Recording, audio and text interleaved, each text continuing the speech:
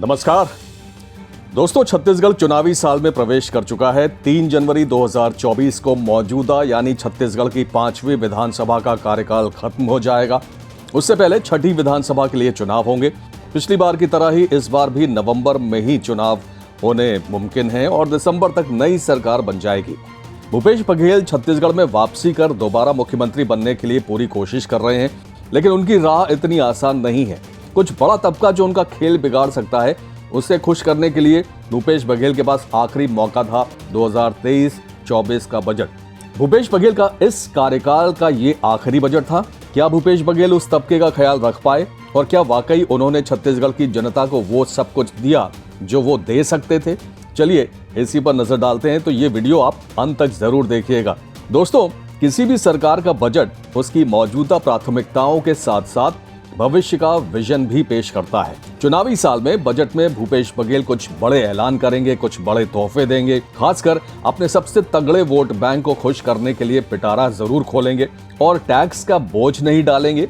ऐसी उम्मीद पहले से ही जताई जा रही थी। भूपेश बघेल ने किया भी कुछ वैसा ही। उन्होंने किसान, दलित, आदिवासी, युवा, महिलाएं सभी को सौगातें दी हैं। अपने जन्मदिन की संख्या 23 नंबर की गाड़ी में बैठकर भूपेश बघेल विधानसभा पहुंचे। 23 नंबर को वो लकी मानते हैं। बजट ब्रीफकेस पर एक ओर उकेरी गई छत्तीसगढ़ महतारी और दूसरी ओर कामधेनु गाय की तस्वीर के जरिए संस्कृति को प्रोत्साहन देने और खुद को इसका पेट्रन यानी पोषक साबित करने की कोशिश की। विधानसभा के अंदर भूपेश बघेल के समर्थक कांग्रेस विधायकों ने भूपेश है तो भरोसा है के नारे लगाकर उनका स्वागत किया। इसे भूपेश बघेल के शक्ति प्रदर्शन के तौर पर भी देखा जा सकता है और विधायकों की चाटुकारिता के तौर पर भी। खैर, पहले इस बजट के कुछ बड़े ऐलान की बात करते हैं और फिर उन उम्मीदों की बात करेंगे जो पूरी नहीं हुई। भूपेश बघेल का आखिरी बजट 1,21,500 करोड़ का था, जो कि अब तक का सबसे बड़ा बजट है। 2023-24 के बजट में उन्होंने कोई नया टैक्स नहीं लगाया। इसका मतलब यह है कि महंगाई का बोझ जनता के ऊपर नहीं बढ़ेगा। अच्छी बात है। SC/ST के विकास के लिए उन्होंने बजट का 45% हिस्सा रखा। आप समझ सकते हैं SC/ST बहुत बड़ा वोट बैंक है जिस पर निर्भर कर रहे हैं अगले चुनाव में जीत के लिए भूपेश बघेल, तो उसको एक बड़ा तोहफा दिया गया है। अब बात युवा बेरोजगारों की जाए तो उनको हर महीने 2,500 रुपए देने का ऐलान इस बजट में किया गया है। 2 साल तक 2.5 लाख सालाना आय से कम वाले शिक्षित युवाओं के लिए ये ऐलान किया गया है, लेकिन इसके साथ कुछ शर्तें भी जोड़ी गई हैं जो साफ नहीं है। यानी कि शर्तों के साथ ये बेरोजगारी भत्ता मिलेगा। आंगनबाड़ी कार्यकर्ताओं को बड़ा तोहफा दिया गया है। उनको जो 6,500 रुपए उनका जो मानदेय था हर महीने, उसको बढ़ाकर अब 10,000 रुपए कर दिया गया है। अच्छी बात है। किसानों को भी इसमें बहुत बड़ा तोहफा दिया गया है, जैसी उम्मीद थी। राजीव गांधी न्याय योजना को अब बढ़ाकर 6,800 करोड़ का कर दिया गया है। जीत के लिए भूपेश बघेल किसानों से की गई रिकॉर्ड धान की खरीद और कैश ट्रांसफर को मास्टर स्ट्रोक मान रहे हैं।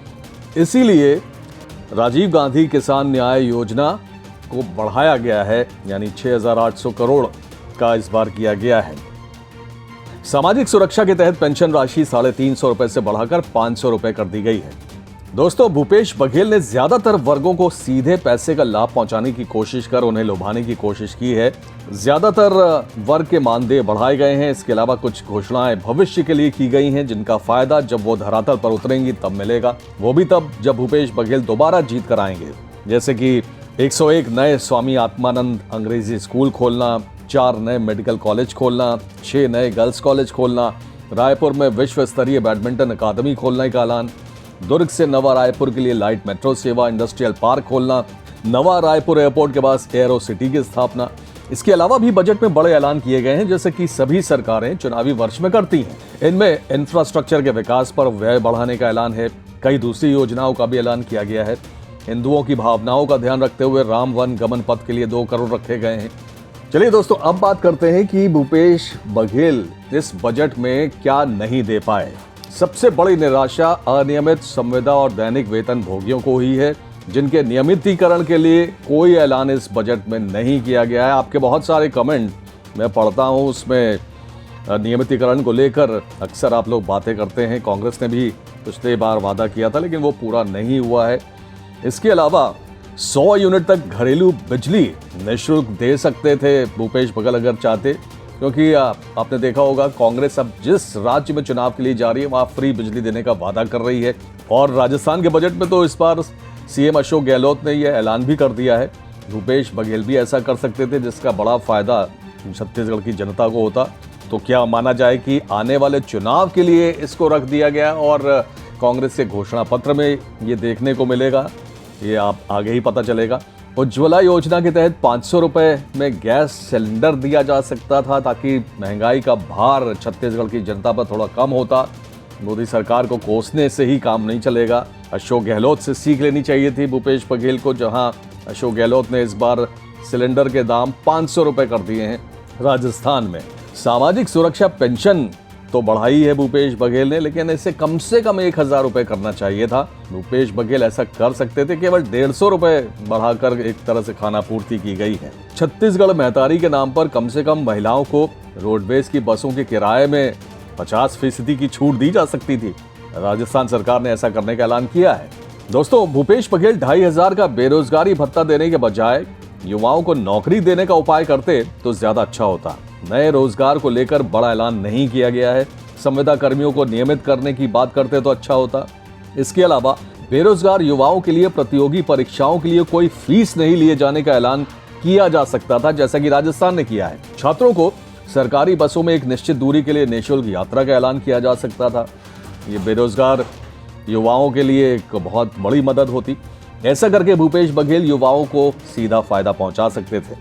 कुल मिलाकर कहा जा सकता है कि भूपेश बघेल सरकार का अंतिम बजट एक मिक्स्ड बजट है, जिसमें कुछ वर्गों को जिनसे चुनाव में फायदा मिल सकता है उन्हें तो सीधा लाभ देने की कोशिश की गई है। भविष्य को लेकर सुनहरे सपने भी दिखाए गए हैं, लेकिन कुछ उम्मीदें भी उन्होंने तोड़ी हैं।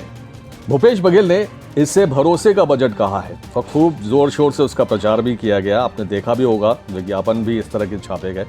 क्या भूपेश बघेल वाकई जनता का भरोसा जीत पाए हैं इस बजट के जरिए? ये तो चुनाव के नतीजे ही बताएंगे। दोस्तों, आपको क्या लगता है, आपकी क्या राय है? क्या भूपेश बघेल का अंतिम बजट वाकई लोगों का भरोसा जीत पाएगा? या भूपेश बघेल का बजट चुनाव में उनकी मदद करेगा? ये केवल चुनावी बजट है या इसमें वाकई जनता का ख्याल रखा गया है? अपनी राय कमेंट सेक्शन में जरूर दीजिएगा। बहुत बहुत धन्यवाद। जय हिंद।